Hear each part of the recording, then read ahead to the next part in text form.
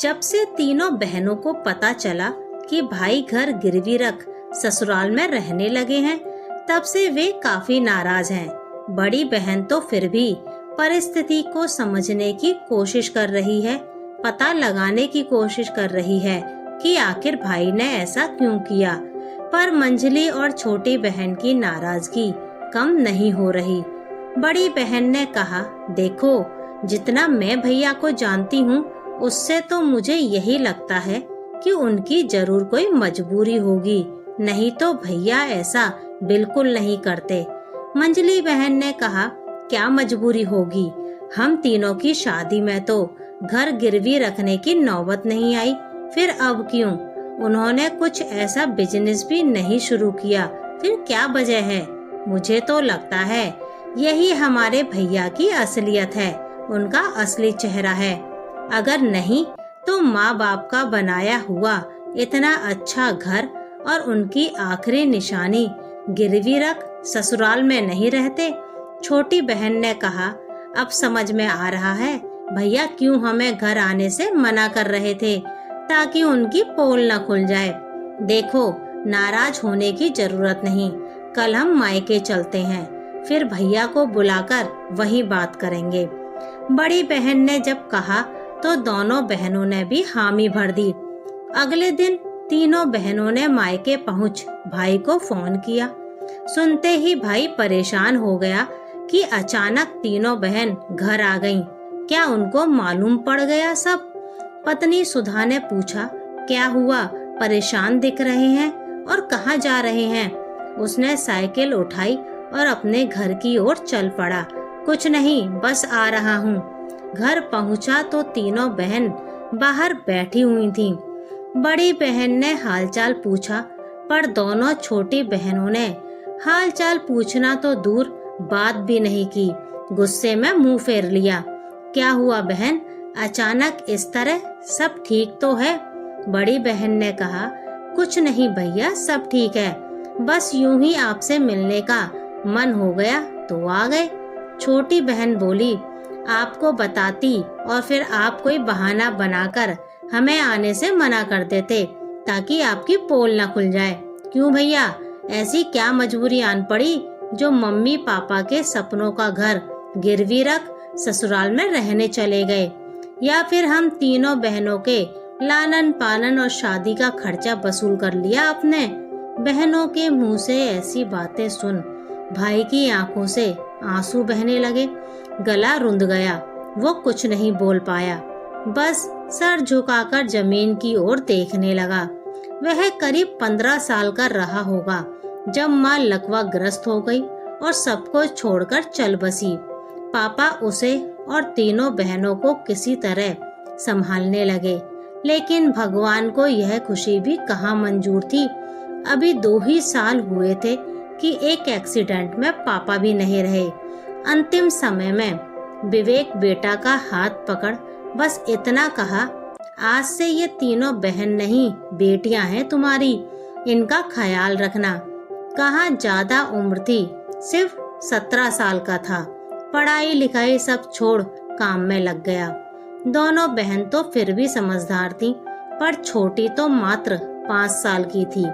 कितना मुश्किल था उसे संभालना और समझाना। बहनों के खातिर ही 22 साल की उम्र में 20 साल की सुधा से ब्याह कर लिया और उसी समय बता दिया कि मेरी 3 छोटी बहनें हैं जिन्हें तुम्हें भाभी के साथ एक माँ का प्यार भी देना है। हुआ भी वही। सुधा ने जी जान से तीनों ननद की अच्छे से देखभाल की, पढ़ाया लिखाया और शादी भी की। इसी बीच वो भी 2 बच्चों की माँ बन गई। खर्चा बढ़ता गया पर कमाई जस की तस रही। जिम्मेदारियां निभाने के चक्कर में वे कभी अपने ऊपर ध्यान ही नहीं दे पाए।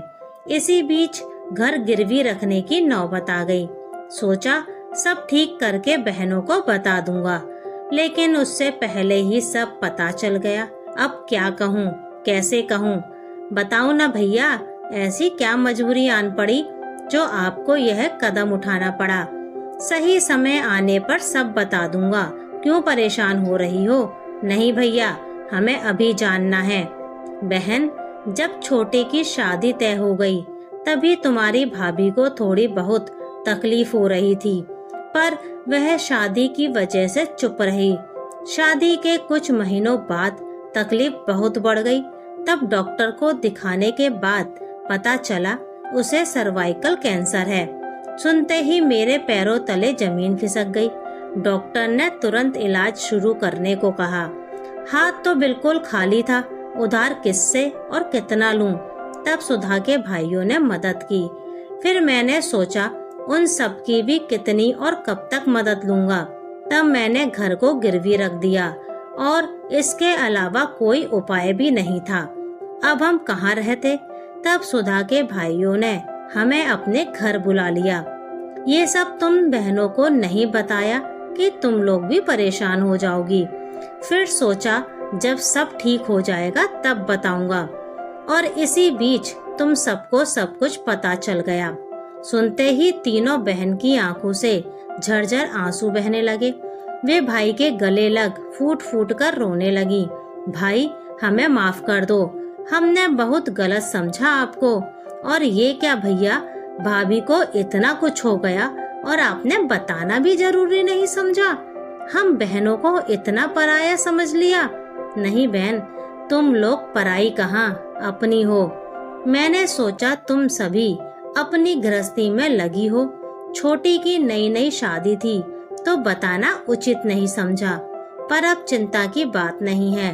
तुम्हारी भाभी अब काफी हद तक ठीक है। भैया आज तक सब दुख तकलीफ आपने अकेले सही, अकेले सब किया। अब हमारी बारी है कुछ करने की। फिर तीनों बहनों ने आपस में बात कर भाई से कहा, हम तीनों बहन भाभी के लिए कुछ करना चाहते हैं, बस आप हमारा साथ दीजिए। हाँ बोलो क्या करना है, मैं तुम्हारा साथ जरूर दूंगा। फिर तीनों बहनों ने भाई के कान में कुछ कहा। फिर बोली, भैया दिवाली का त्योहार नजदीक है, आप भाभी को दिवाली के दिन यहाँ लेकर आना।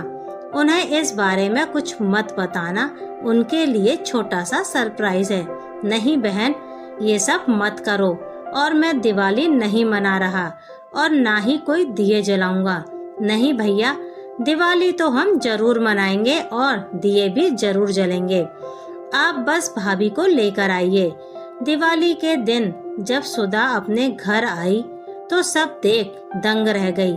खुशी और आश्चर्य का ठिकाना नहीं रहा।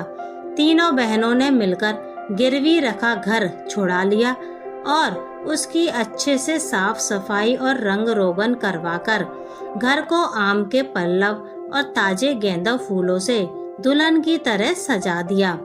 घर के बाहर सुंदर सुंदर रंगोलियां बनी थी और तीनों बहन आरती की थाली लिए भाभी का स्वागत करने के लिए खड़ी थी। सुधा को जब सब पता चला तो आंखों से आंसू बह गए। तीनों ननद को गले से लगा लिया। तुम तीनों ने इतना सब कुछ किया और मुझे पता भी नहीं चलने दिया। भाभी यह तो करना ही था। फिर तुम और भैया तो हम बहनों के लिए माँ बाप बन गए, तो हम बेटियों का भी तो फर्ज बनता है माँ बाप के लिए कुछ करने का। सुनकर भाभी की आंखों से आंसू बहने लगे और नंदों की ओर देखने लगी। भाभी ऐसे क्यों देख रही हो, हमने कुछ ज्यादा नहीं किया। और फिर जब से तुम इस घर में ब्याह कर आई हो तब से तुमने ही लक्ष्मी पूजन की है, तो इस बार कैसे नहीं करती। इस बार लक्ष्मी अपने घर से दूर कैसे रहती। और हाँ, आंसू गिराना बंद करो। आज के दिन लक्ष्मी की आंखों में आंसू अच्छे नहीं लगते। ये कपड़े हैं, तुम अच्छे से तैयार हो जाओ और लक्ष्मी पूजन कर अपने नए जीवन और नए संसार का आगाज करो। और साथ में हमें भी आशीर्वाद दो कि हम सबके बीच प्यार यूं ही बना रहे। भाभी ने तीनों नंदों को गले से लगा लिया और पूजा की थाली लेकर पूजा घर की ओर बढ़ चली।